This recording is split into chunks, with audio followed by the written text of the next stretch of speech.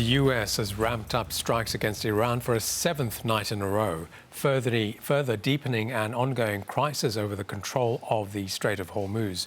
Its military says surveillance sites and underground weapons storage were hit. Iran sharing a clearer picture of strikes it says hit infrastructure targets, including bridges, a railway station and an airport. Tehran retaliating with more drone and missile strikes against Gulf neighbours that host US bases.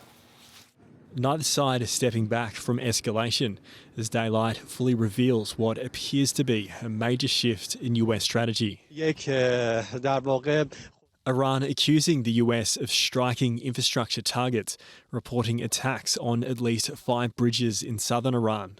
Iran's health ministry says 8 people were killed and 20 wounded in the attacks. The White House says it carried out strikes exclusively on military targets, including military logistics infrastructure. Many of these bridges en route connecting to the city of Bandar Abbas, home to a strategically important Iranian naval base. Cutting it off has high military utility. So point one, go after the places where the Iranians have weapons systems that help them close the strait. Point two, in general, going after infrastructure like bridges, roads, puts economic pressure on Iran. US Central Command releasing footage of another strike it says targeted a surveillance tower at an Iranian port. Iran firing at neighbours in the Gulf with alerts in Qatar, Jordan and Bahrain. Kuwait says Iranian drone attacks injured several of its troops, also reporting major damage to a power and water desalination plant. Iran has threatened to expand strikes on US-linked assets, a top Iranian military advisor warning of a full-scale invasion and annihilation if US strikes continue. Saudi Arabia not a target in Iran's latest wave of retaliation. In Yemen, Iran-backed Houthis say they stand ready to escalate their own dispute with Saudi Arabia, thousands amassing in Sana'a after the two sides exchanged strikes at each other's airports. In the Strait of Hormuz, the US keeping up its naval blockade of Iran. Although the White House says the waterway is open to shipping, maritime tracking suggests only a handful of vessels are passing through. President Trump has threatened attacks on an even wider array of infrastructure sites if Iran doesn't return to talks. In a phrase, what they're doing is escalate in order to de-escalate, meaning go after economic targets, military targets, put pressure on more attacks with the hope that you can then de-escalate and the Iranians will come back to the table. Diplomacy for now giving way to deepening conflict. Tom Stainer, SBS World News. At least 8 people are dead and more than 30 missing after yesterday's landslide on the outskirts of the southwestern Chinese city of Chongqing. More than 10 residential buildings were buried when rocks and soil gave way. 10 people were rescued, including 2 who were seriously injured, according to the local mayor. Authorities warn there's a risk of further collapse due to extreme weather conditions. An Israeli airstrike has killed at least 8 Palestinians and wounded 20 others attending a funeral in central Gaza for a person killed by another Israeli airstrike on the area earlier in the day. The Israeli military said it struck a cell belonging to Islamic Jihad and was, quote, aware of the claims that several uninvolved individuals were harmed as a result of the strike. Thousands of people have again taken to the streets of Ukraine's capital, protesting President Volodymyr Zelensky's government reshuffle. They're demanding answers over the dismissal of Defense Minister Mikhailo Fedorov, who is widely credited with advancing Ukraine's drone warfare capabilities and tackling corruption. The 35-year-old had become increasingly involved in a rift with Ukraine's armed forces chief over reform initiatives. Canadian firefighters are battling hundreds of fast-moving wildfires across Ontario, the country's most populous province. Smoke from the fires has drifted across large parts of the United States, from the Midwest to the Northeast, leaving tens of millions of Americans struggling with air quality. US President Donald Trump blamed the Canadian government for the fires and has threatened to impose tariffs on his northern neighbour. the scale of this natural disaster growing by the minute. Its impact being felt far beyond its borders. The US Capitol shrouded in smoke and engulfing the White House. Donald Trump taking to social media saying, "We are holding Canada responsible for the fact that they are not properly maintaining their forests. This is willful negligence and becoming a yearly occurrence, costing the United States billions of dollars, which cost of this pollution must of necessity be added to the tariffs Canada is currently paying."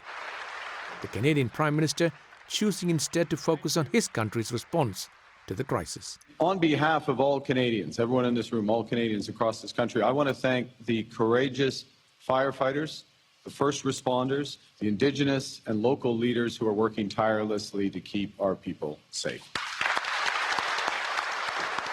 As the air quality across much of the northern parts of the American continent reached unhealthy levels, the Premier of Ontario suggested it was time the United States joined in the fight against this emergency. We are throwing every single resource we can.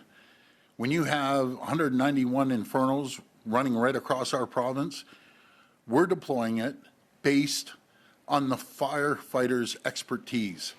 Across the U.S. Midwest, Mid-Atlantic and Northeast, nearly 110 million people remain affected by poor air quality. Residents warned to stay indoors and asked to reduce outdoor activity, while others handed filtration masks. Experts warning that wildfire smoke kills tens of thousands of people each year, attacking nearly every system in the human body. I would say 10 years ago, we didn't really think about air pollution as a serious risk factor for chronic disease. Now we do. Now we realize that air pollution actually can cause serious impacts over the longer term.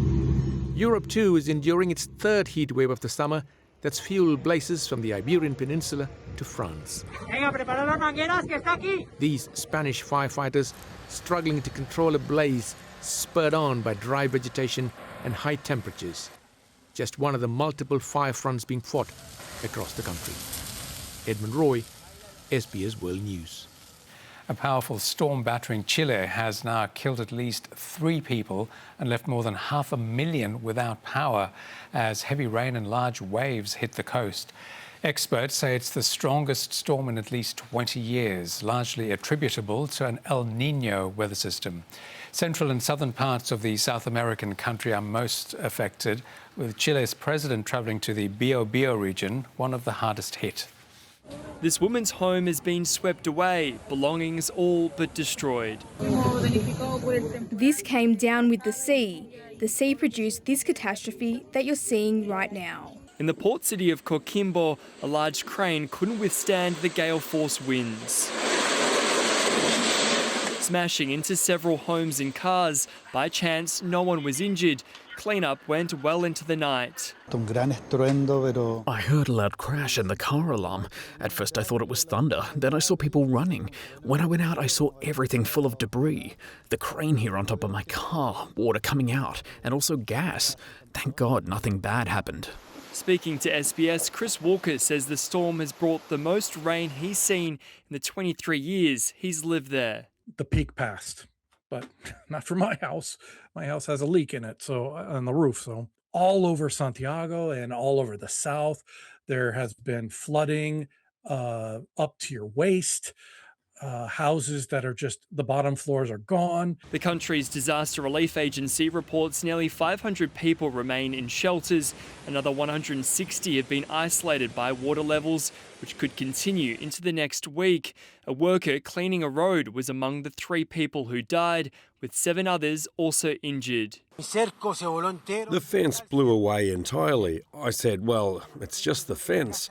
But suddenly I saw my neighbour's house fall and we were all in shock. The winter storm has suspended schools. Copper mines and ports in central Chile have curtailed some operations. The country accounts for a quarter of the world's mined copper.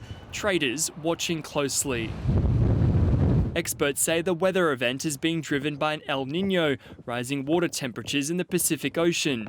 Está marcado por un super niño. This 2026 is marked by a super El Niño. We have not had a super El Niño since 2015. In fact, in the last 50 years, we have had only 3 super El Niños. Australia's Bureau of Meteorology now says it could be the strongest on record, a phenomenon which can bring increased fire risk to Australia.